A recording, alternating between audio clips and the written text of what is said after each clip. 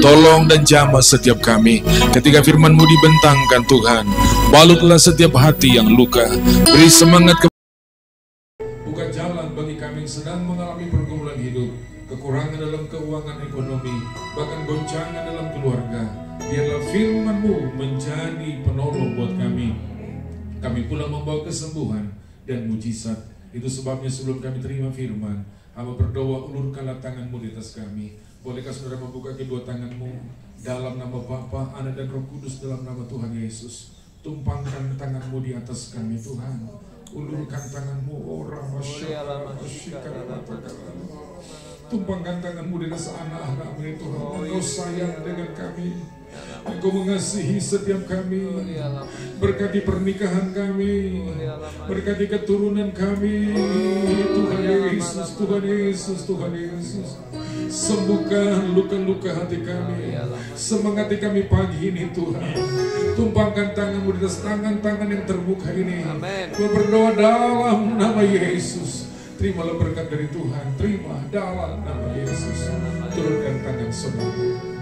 Terima kasih. Ucapkan syukur, ucapkan syukur. Ucapkan syukur, katakan terima kasih. Tuhan sudah baik bagi kami. Tuhan sudah menolong setiap kami. Oh, Ramasyanda, Ramasyikara, Matakara. Terima kasih Bapa. Pujilah nama-Mu, dan di dalam nama Tuhan kami Yesus Kristus kami terima kebenaran firman Tuhan. Haleluya, haleluya, amin. Silakan duduk Bapak dan Ibu. Silakan duduk.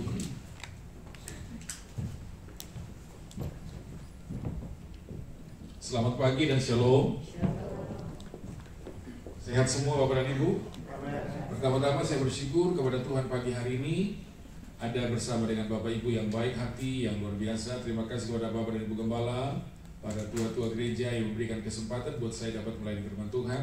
Terima kasih buat tim pemuji yang membawa kita dalam hadirat Tuhan. Bapak Ibu, mari kita membuka kitab kita. Saya tergerak untuk menyampaikan dari kitab Kejadian pasal 1 ayat 1 sampai dengan ayat terakhir. Namun kita tidak baca secara keseluruhan, secara lengkap. Nanti saudara bisa baca secara acak lagi. Mari buka Alkitab saudara dalam Kejadian pasal 1. Saya baca ayat 1 terlebih dahulu sampai dengan ayat yang kelima. Nanti sisanya kita akan baca secara berkelanjutan. Sudah dapat semua? Kejadian pasal 1. Saya lebih senang kalau Bapak Ibu membawa Alkitab manual seperti ini, karena saudara bisa catat nanti ya. Demikian firman Tuhan. Pada mulanya Allah menciptakan langit dan bumi. Bumi belum berbentuk dan kosong, gelap gulita menutupi samudra raya, dan roh Allah melayang-layang di atas permukaan air. Berfirmanlah Allah sama-sama, jadilah terang. Lalu terang itu jadi. Teruskan. Allah melihat bahwa terang itu baik, lalu dipisahkannya terang itu dari gelap. Dan Allah menamai terang itu siang, dan gelap itu malam. Jadilah petang dan jadilah pagi. Itulah hari pertama dan selanjutnya. Sekilas tentang kitab Kejadian. Bapak Ibu, kalau kita membaca kitab Kejadian, kita punya kesimpulan bahwa Allah yang kita sembah adalah Allah yang luar biasa, Allah yang tidak terbatas, bahwa segala sesuatu dimulai dari kitab Kejadian ini. Itu sekilas tentang kitab Kejadian. Nah, sekarang mari kita kupas Bapak dan Ibu ya. Ayat 1. Mari baca bersama dengan saya. Ayat 1, 2, 3. Pada mulanya Allah. Cukup. Ya, cukup. Saudara, pada mulanya Allah. Allah sudah ada dulu, sekarang, bahkan sampai selama-lamanya. Dia bukanlah Allah yang beranak, bukanlah Allah yang diperanatkan, tetapi Allah yang sudah ada dalam kekekalan. Maka dia disebut Alfa dan Omega. Dia bukan Allah yang takluk pada hukum alam seperti kita, yang terbentur dengan yang namanya hukum gravitasi bumi. Dia adalah Allah yang berkuasa, berdaulat di dalam segala-galanya. Kemudian dikatakan pada mulanya Allah menciptakan langit dan bumi. Segala sesuatu Tuhan yang menciptakan. Jadi teori Darwin itu salah, bahwa manusia terbuat dari mana? Dari monyet. Ya mungkin nenek moyangnya dia kali, kalau kita enggak, saudara. Jadi segala sesuatu Tuhan ciptakan. Ayat 2 Bapak Ibu, ayat 2. Baca bersama dengan saya. 2, 3. Bumi belum berbentuk dan kosong, gelap gulita menutupi samudra raya, dan roh Allah melayang-layang di atas permukaan bumi. Nah, saudara, ada sebuah teori yang bilang begini. Jadi ketika saya duduk di bangku S3, kemudian kita ngobrol, sharing dengan para dosen kita, lalu saya mengajukan pertanyaan begini, saudara, berdasarkan ayat 3, ayat yang kedua ini. Ada satu teori mengatakan bahwa ayat 1, ayat yang kedua itu memakan waktu yang sangat lama. Ada jeda waktu, ayat 1 dan 2. Lalu saya paparkan alasan saya, lalu dosen teologi katakan, iya memang ada teori-teori seperti itu. Jadi saya juga punya keyakinan, saudara, bahwa ayat 1, ayat 2 ini ada waktu, ada jarak yang cukup lama. Nah, kenapa, saudara? Begini alasannya. Ketika Allah menciptakan langit dan bumi, maka di sorga sana, Lucifer, dia ingin mengkudeta Allah. Ya, dia ingin mengkudeta Allah, dia ingin menjadi Allah. Ingat, Lucifer itu adalah seorang pemimpin pujian. Jadi para malaikat-malaikat itu ketika mereka memuji, dialah seorang konduktornya. Haleluya, haleluya. Nah seperti itu, dialah tim pemujinya. Nah muncullah hasrat, muncul keinginan dari seorang Lucifer bahwa dia ingin menjadi Allah. Nah Allah yang kita sembah adalah Allah yang Maha Tahu. Itu sebabnya ketika muncul keinginan itu, maka Tuhan melemparkan Lucifer ke bumi ini. Di bumi ini dia mengecaukan ciptaan Tuhan. Ya, coba multimedia buka kitab Yesaya pasal 14 ayat 12 sampai 14. Ya, Bapak Ibu baca pelan-pelan ya. Yesaya pasal yang ke-14 ayat 12. Baca pelan-pelan, Saudara. Ya, lihat. Wah, engkau sudah jatuh dari langit, hai bintang timur. Dia sudah jatuh dari langit. Lucifer disebut apa? Bintang timur, putra fajar. Engkau yang sudah dipecahkan dan jatuh. Next. Ke bumi, hai yang mengalahkan bangsa-bangsa. Engkau yang tadinya berkata. Lihat, ada 5 kata aku hendak di situ. Engkau berkata dalam hatimu. Lanjut, next. Aku hendak naik ke langit. 1. Aku sebentar. Aku hendak naik ke langit. Ini keinginan yang pertama. Yang kedua, aku hendak mendirikan tahtaku mengatasi bintang-bintang Allah. Siapakah bintang-bintang Allah? Para malaikat. Para malaikat. Next, lanjut.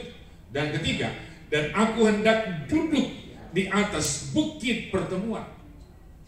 Yang keempat, jauh di sebelah utara. Yang keempat, aku hendak naik, next, mengatasi ketinggian awan-awan. 5, hendak menyamai yang maha tinggi. Ada 5 kata aku hendak di situ. Jadi ketika Lucifer ingin menggeser posisi Allah, maka Tuhan yang kita sembah dalam nama Allah itu dia membuang ke bumi ini, saudara. Nah di bumi ini, kembali ke ayat 1 nak, ya balik Yesaya pasal Kejadian pasal 1. Nah di bumi ini saudara, bapak dan ibu, dia coba-coba mengacaukan ciptaan Tuhan. Ayat 2, di bumi ini dia coba-coba mengacaukan ciptaan Tuhan. Bumi belum berbentuk dan kosong gelap gulita menutupi samudera raya. Dengan kata lain, dia coba-coba mengacaukan ciptaan Tuhan, maka terjadilah yang namanya gelap gulita. Terjadi yang namanya chaos. Tapi kita bersyukur bahwa iblis dikalahkan oleh Tuhan. Iblis dihancurkan oleh Tuhan karena memang dia berkuasa. Namun di ayat 2 ada yang menarik hati saya, saudara. Lihat di ayat yang kedua, ya, menutupi samudera raya dan sama-sama yuk, dan Roh Allah melayang-layang di atas permukaan air. Saya mau tanya Bapak Ibu yang terhormat, di tengah-tengah gelap gulita itu ada apa? Lihat ayatnya. Di tengah-tengah gelap gulita itu ada apa? No. Nih, di tengah-tengah gelap gulita menutupi samudera raya dan ada apa? Ada Roh Allah melayang-layang. Ada Roh Allah. Di tengah-tengah gelap gulita itu ada Roh Allah. Saudara, kita tidak bisa membendung yang namanya kesukaran. Tolong buka 2 Timotius 3 ayat 1. Di tengah-tengah dunia ini kita tidak bisa membendung yang namanya kesukaran. Lihat saja baru saja sekarang yang terjadi apa? PT Sritex di PHK berapa karyawannya? Belum lagi yang lain-lain. Gelombang PHK terjadi di mana-mana. Kesukaran terjadi. Ketahuilah bahwa pada hari-hari terakhir akan datang masa-masa yang sukar. Coba jujur akui. Bapak Ibu sudah mengalami enggak? Kondisi sekarang sudah mengalami enggak? Ketika banjir menerpa kota Bekasi, penghasilan berpuluh-puluh tahun hancur dalam satu hari. Mobil nggak ada gunanya, motor nggak ada gunanya. Kebayang nggak surat-surat berharga, sertifikat, ya, surat yang pernah mendeposito, kerendam semuanya habis. Kebayang nggak? Kesukaran muncul. Saya mau beritahu kepada Bapak Ibu jemaat GBI Haifa di sini, kesukaran boleh saja terjadi, karena itu merupakan penggenapan firman Tuhan. Namun pastikan hidupmu punya roh Allah. Amin. Itu kekuatan hidup kita. Yesus berkata, aku pergi ke rumah Bapa dan aku tidak meninggalkan kamu seorang yatim piatu. Aku memberikan kamu seorang penolong. Kesukaran boleh saja terjadi dan saudara tidak bisa membendung. Siapa yang pernah membayangkan Amerika kena kebakaran? Kanada belum lagi. Kesukaran akan muncul. Tapi Bapak Ibu jemaat yang mendengarkan khotbah pagi hari ini, pastikan hidupmu penuh dengan roh Allah. Pernikahanmu penuh dengan roh Allah. Keturunanmu penuh dengan roh Allah. Kalau kita punya roh Allah, aduh luar biasa. Enak Bapak dan Ibu. Ada masalah, kita mampu melewatinya. Ada sakit penyakit, kita mampu melewatinya. Saya sudah mengalami sebagai gembala sidang bagaimana tantangan yang kami alami. Namun sampai hari ini kami bisa tetap excited. Ya, karena apa? Karena kemurahan Tuhan. Karena kebaikan Tuhan. Semua karena kebaikan Tuhan. Jemaat diberkati Tuhan. Banyak walaupun masa-masa sukar, saya bersyukur bahwa mereka adalah orang-orang hebat. Orang-orang diberkati Tuhan. Karena saya didik, pastikan roh Allah dalam hidup kita. Amin. Tangkap sampai di sini. Yang paham boleh katakan amin. Amin. Iya. Yang kedua, kita kembali ke dalam kitab Kejadian. Saudara, setelah Allah menciptakan segala-galanya itu, setelah Allah mengalahkan iblis yang tadi itu, lalu apalagi yang Tuhan ciptakan? Nah, saudara, Allah melanjutkan penciptaan. Bapak Ibu kalau bawa stabilo ayat yang saya sebutkan ya, Allah melanjutkan kembali ciptaannya. Lihat ayat 3. Berfirmanlah Allah. Lalu ayat 6, berfirmanlah Allah. Lalu ayat yang ke-9, berfirmanlah Allah. Lalu ayat yang ke-11, berfirmanlah Allah. Lalu ayat yang ke-14, berfirmanlah Allah. Ayat 20, berfirmanlah Allah. Ayat 24, berfirmanlah Allah. Ayat yang ke-26, ayat 26, saudara, berfirmanlah Allah. Lalu ayat yang ke-29, berfirmanlah Allah. Saudara lihat, segala sesuatu Allah ciptakan hanya dengan berfirman. Berfirman. Kecuali manusia. Manusia Tuhan ciptakan melalui bahan baku yang bernama tanah liat. Tetapi semua ciptaan Tuhan yang lain, Tuhan ciptakan hanya dengan berfirman. Saya pakai bahasa di sini, hanya dengan ngomong dan ngomong. Hanya dengan berucap, jadilah. Jadi langit, jadi langit. Jadi bumi, jadi bumi. Jadi air, jadi air tawar, air asin, jadi. Jadi tumbuh-tumbuhan, jadi. Jadi bintang, cakrawala, semuanya jadi. Hanya dengan berfirman. Hanya dengan perkataan. Saya punya kesimpulan, perkataan Tuhan itu luar biasa. Bukankah Tuhan Yesus pernah berkata kepada kita, jadilah kepadamu seperti apa yang kamu. Ayo lanjut. Jadilah kepadamu seperti apa yang kamu.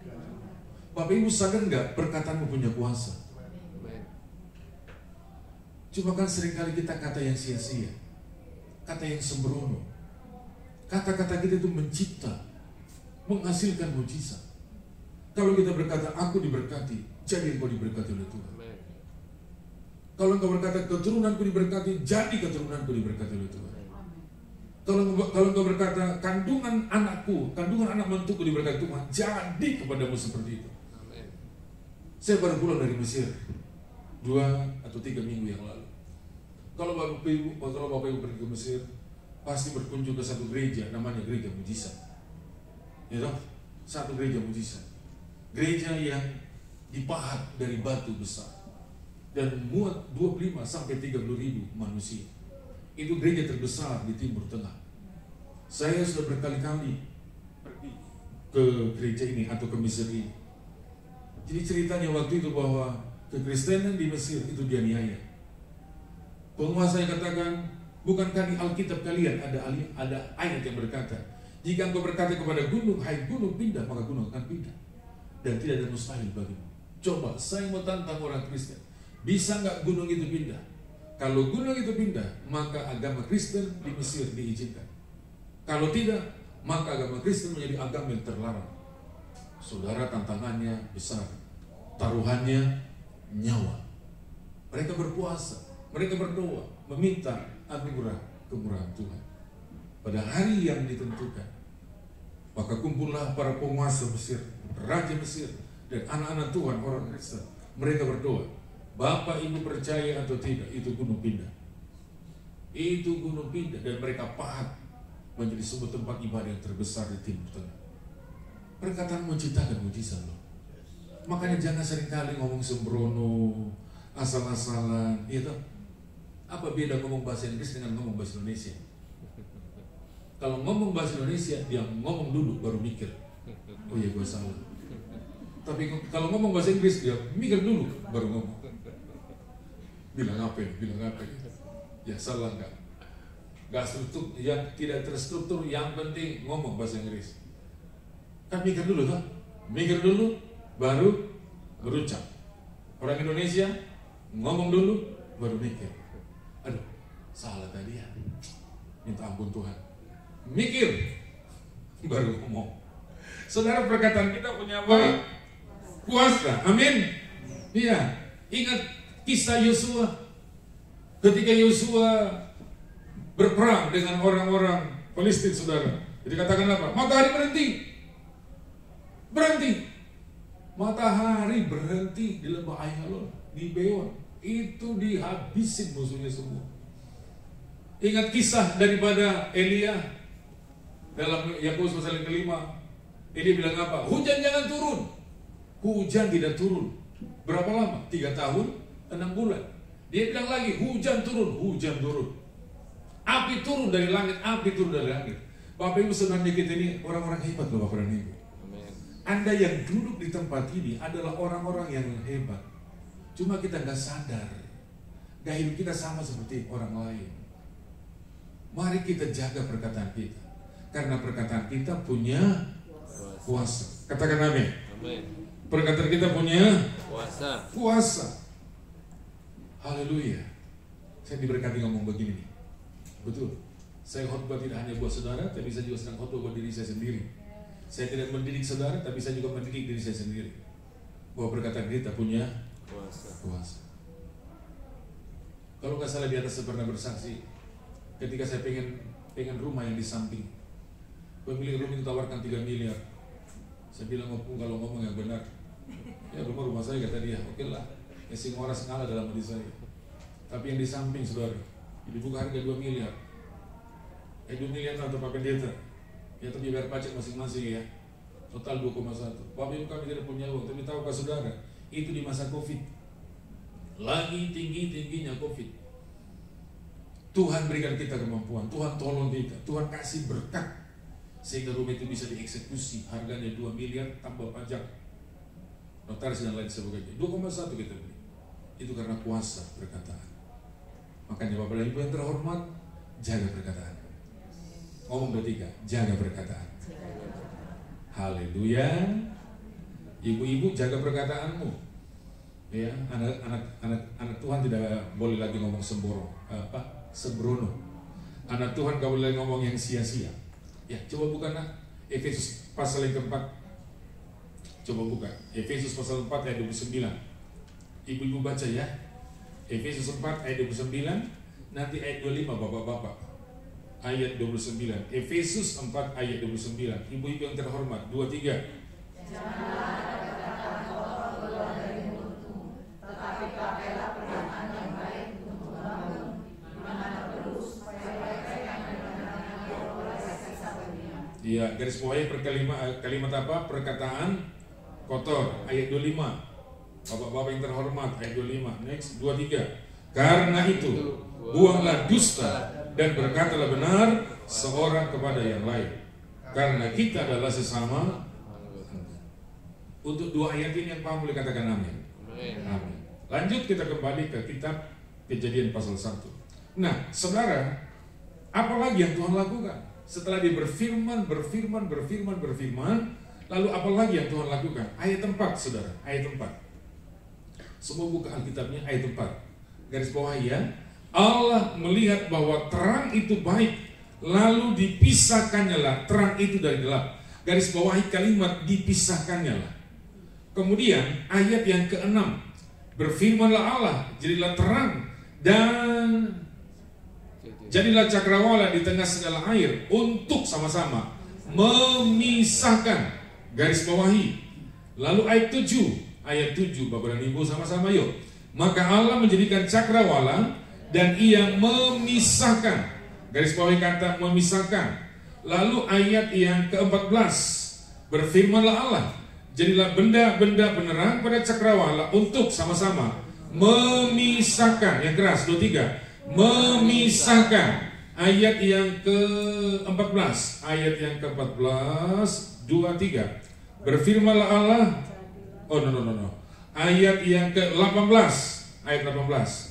Yuk, 23, 18. Dan untuk menguasai siang dan malam, dan untuk memisahkan terang dari gelap. Allah melihat bahwa semuanya itu baik. Saudara, yang berikut apa yang Tuhan lakukan? Setelah Allah berfirman, lalu yang berikut yang Tuhan lakukan adalah Allah melakukan pemisahan. Boleh ngomong bertiga. Allah melakukan pemisahan. Dia memisahkan langit dan bumi. Dia memisahkan terang dan gelap.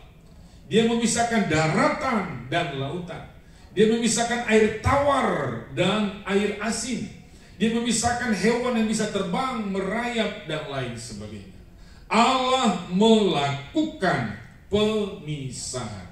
Sekali lagi boleh ngomong bertiga. Allah melakukan pemisahan. Saudara, Anda disebut gereja. Gereja Tuhan. Betul tak? Tubuh kita kan disebut gereja Tuhan. Dia temple of God. Ini kan rumah Tuhan. Kata gereja, ya, kita disebut adalah tempat kudusnya Tuhan. Maka kita disebut adalah orang-orang kudusnya Tuhan. Kita juga disebut adalah eklesia Tuhan, gereja Tuhan. Itu sebabnya kita harus memisahkan diri dari dosa. Pisahkan diri dari dosa. Saya kasih contoh. Bapak Ibu ingat kisah daripada Yusuf dalam perjanjian lama? Ingat ya? Dia dirayu, digoda oleh siapa? Istri Potifar. Digoda, dirayu, Yusuf sini dong sama tante dong. Mau gak Yusuf? Dia gak mau. Digoda lagi. Tapi yang anehnya Bapak Ibu, Alkitab mengatakan tidak ada orang di rumahnya. Pada kemana itu orangnya? Itu kan rumahnya pejabat. Ibaratnya kalau di kita itu panglima tentara. Potifar itu bukan orang sembarang. Anda gak boleh nyenggol di sembarang. Pejabat tinggi negara. Istrinya juga pasti bukan orang sembarang. Keluar masuknya pasti dikawal. Tapi Alkitab mengatakan gak ada orang di rumahnya. Pada kemana itu ya? Disetting kali sama tante Potifar. Yang tukang cuci, udah kamu cuci di Sungai Nil dan jangan balik-balik. Pegawai yang lain disuruh berlibur. Cari namanya Pulau Bali. Kamu berjemur di sana sampai kosong baru balik. Enggak ada orang, saudara, betul? Saya mau tanya Bapak Ibu, ada nggak kesempatan bagi Yusuf untuk berbuat dosa? Ada atau sangat? Sangat. Tapi apakah Yusuf mau? Dia tidak mau. Bapak Ibu pernah nggak kebayang kalau sampai Yusuf jatuh dalam dosa, terjadi nggak, terwujud nggak rencana Tuhan pada bangsa Israel? Mungkin nggak ada bangsa Israel yang keluar dari tanah Mesir. Itulah pertama sampai ke 10 mungkin tidak ada. Mungkin tidak ada kisah laut kosong terbelah dua.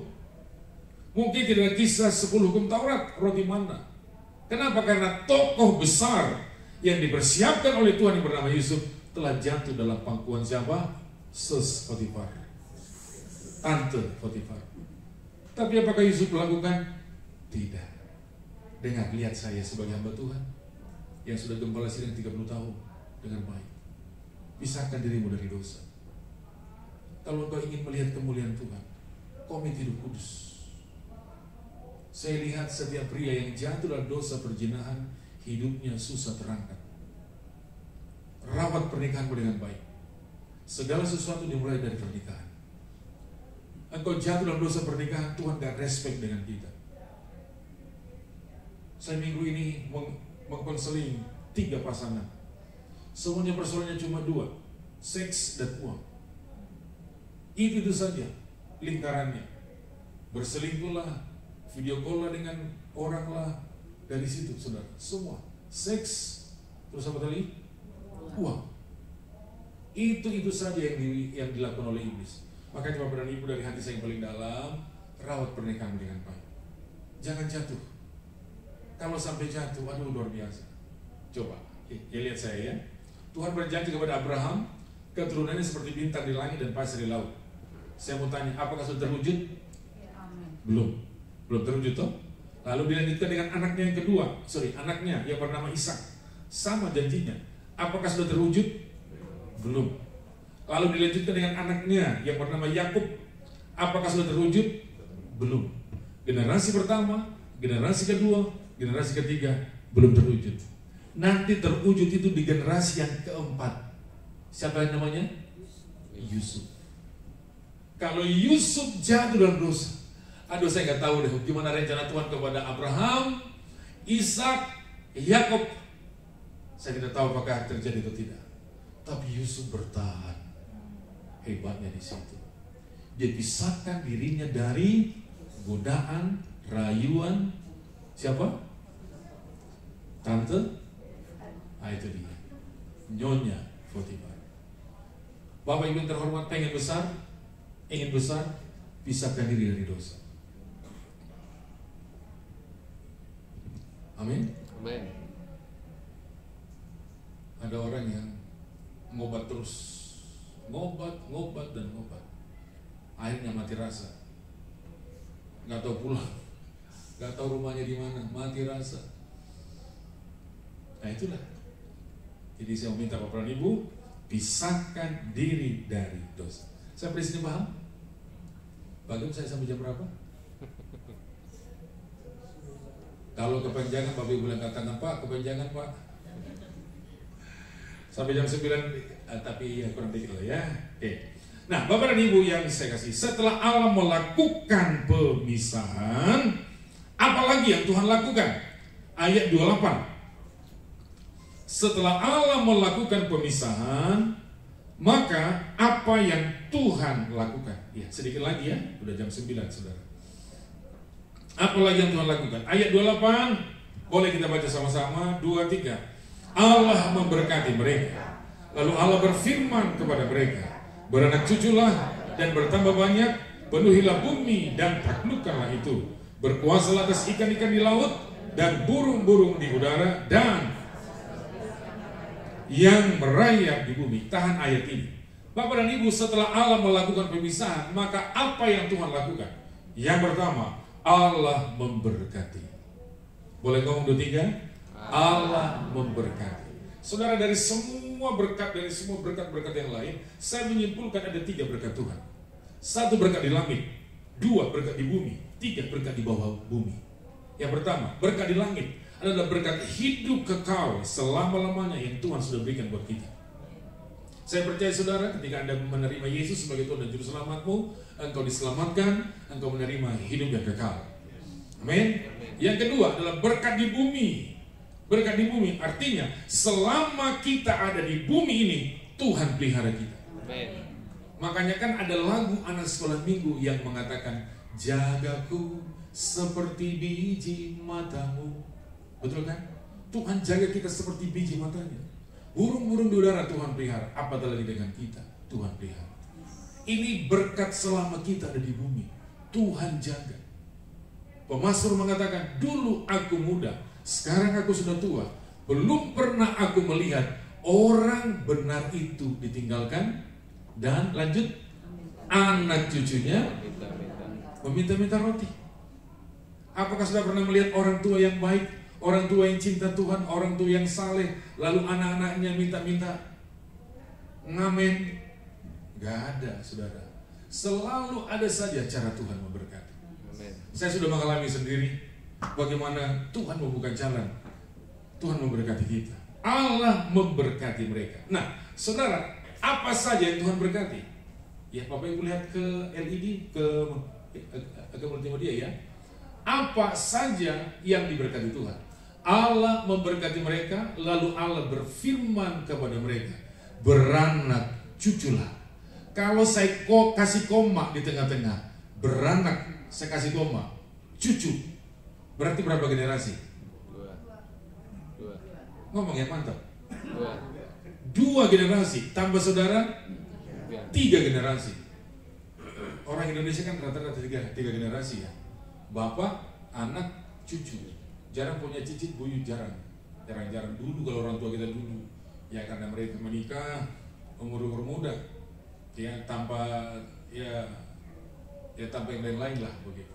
Nah kalau sekarang kan banyak yang menikah umur ya sekian. Sampai kepada apa? Cucu. Lihat, yang pertama adalah berkat keluarga.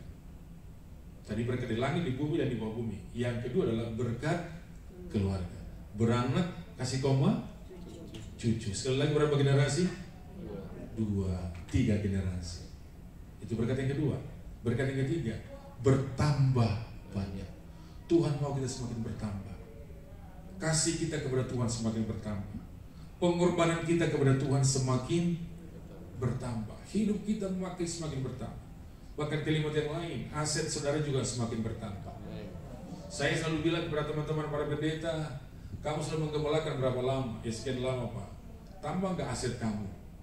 Harus tambah, aset gereja harus tambah. Ya tadi saya dengar dari Pak Gembala katanya sudah punya ruko ya, dan sudah dibeli. Puji Tuhan. Ya? Proses. Oh sewa. Pasti beli. Ikat dulu toh? Ikat dulu. Amin. Sewa. Ya. Anak saya kan buka gereja. Jadi ketika dia pulang dari Timor Leste, saya bilang, Tuhan, saya rindu membuka tempat gereja buat anak ini. Bagaimana caranya gitu kan? Karena saya tahu kalau sewa ruko di Harapan ini sangat mahal. Lalu saya bilang sama jemaat, adakah di antara saudara punya ruko? Lalu ada satu staf saya bilang, Pak, saya punya 3 ruko di Patung Kuda sana. Satu lagi ada 3 lagi di flyover Harapan Indah. Ya Bapak tinggal pilih. Wow. Jadi minggu depan saya bawa kuncinya dan saya serahkan sama Bapak. Betul, minggu depan dibawa kunci. Dan saya panggil anak saya, kamu datang ke rumah, pulang, datang, pulang nanti bawa kunci ruko. Dia kaget. Dari mana gerangan? Pokoknya tugasmu berdoa dan cari jiwa. Dan tempat tidur mereka sudah pakai, jemaat sekarang sudah 100 lebih Pak Gembala. Wih, 100 lebih, belum sampai 2 tahun ya? Ya 2 tahun lah, 100 lebih sekarang Pak. Puji Tuhan, air mata orang itu gak sia-sia. Saya dulu banyak dihina orang Pak, dihina. Dibilang pendeta hitam, kurus dan jelek. Tapi hinaan itu kami terima dan sekarang kami menuai hasilnya. Makanya kalau seorang anak Tuhan belum pernah dihina orang, bilang sama orang lain, Pak, tolong dong. Ayo Pak, hina dong saya Pak. Ya, bertambah. Terus bertambah dan taklukkanlah itu. Teruskan, yuk. Berkuasalah atas ikan-ikan. Ayo lanjut. Ya, Tuhan katakan taklukkanlah, berkuasa. Bapak Ibu, Tuhan kasih kita kuasa. Jangan loyo-loyo jadi anak Tuhan. Ya, jangan dikit-dikit obat, dikit-dikit yang lain. Ayo berjuang dengan iman saudara dong. Kami lagi masuk 2 puasa 30 hari dalam rangka Paskah. Kalau Natal kami 40 hari, 70 hari. Saya didik jemaat berpuasa. Biarin aja mereka pada lapar dalam hati. Yang penting rohnya kuat. Saya paksa mereka dan banyak dapat berkat, saudara. Banyak dapat berkat mereka. Puji Tuhan. Ya, cukup ya? Cukup ya? Bagian cukup ya? Oh gitu masih boleh. Ya maksudnya kan tamu toh. Iya, tamu juga harus inilah. Oke, jadi Bapak dan Ibu, Tuhan memberkati mereka. Yang terakhir, saudara. Yang terakhir. Ya, ayat yang ke-29. Sorry. Kita mulai dari ayat yang ke-26. Yang terakhir ya. Berfirmanlah Allah sama-sama. Baiklah kita menjadikan manusia menurut gambar dan rupa kita yang keras, supaya mereka berkuasa atas ikan-ikan di laut dan burung-burung di udara dan atas ternak dan atas seluruh bumi dan atas segala binatang melata yang merayap di bumi. Saudara lihat ayat 26. Tuhan berkata, berfirman Allah, baiklah kita. Di sini ada kalimat kita. Saya percaya ini adalah dialog Bapa, Anak, dan Roh Kudus.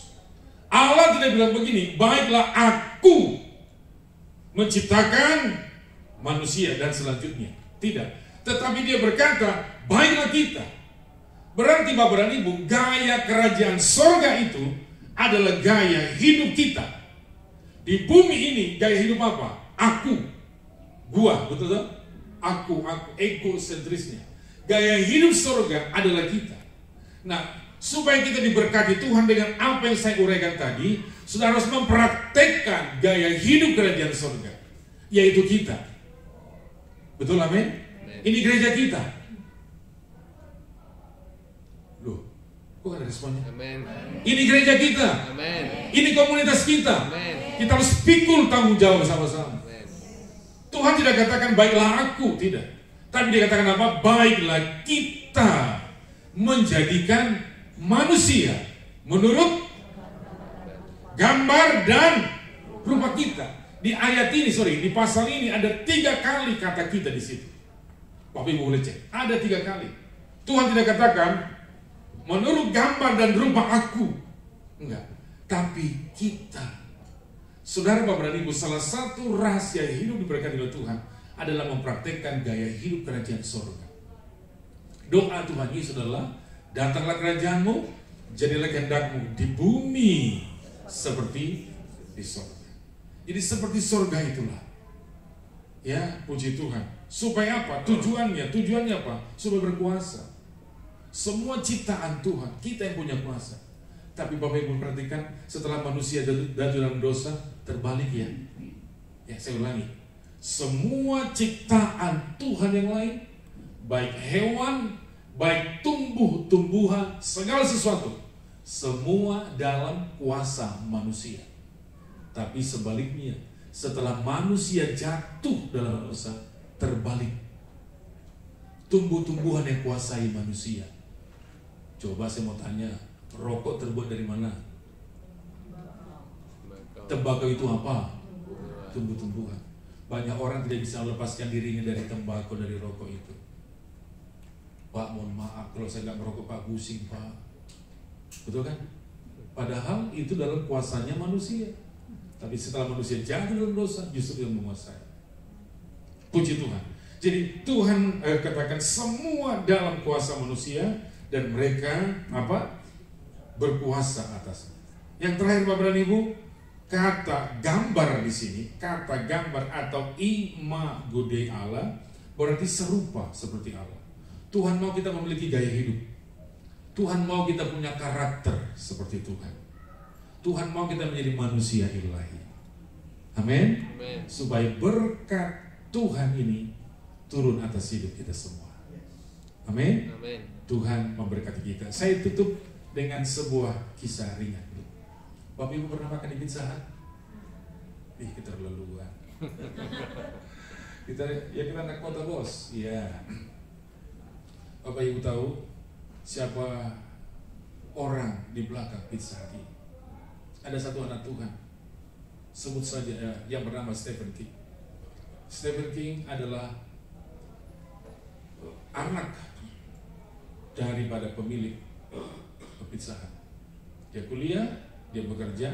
Setelah dia selesai kuliah, dia mengambil alih Pizza Hut.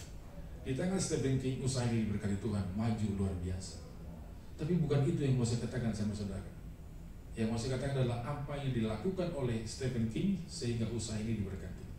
Ada para pengusaha di gereja dengarkan, ada para wanita marketing di gereja dengarkan. Ini rahasia orang yang sudah sukses diberkati Tuhan. Yang pertama, saudara, Stephen King, dia mendisiplin dirinya tiap hari baca Alkitab. Garis bawahi kata mendisiplin diri. Kita sulit mendisiplin diri. Mendisiplin karyawan gampang. Buktinya kalau saudara ke pesta, gak bisa mendisiplin diri. Si istri bilang, "Pak, jangan makan jeroan." Kok diam? Sudah dikuduskan dalam nama Tuhan Yesus.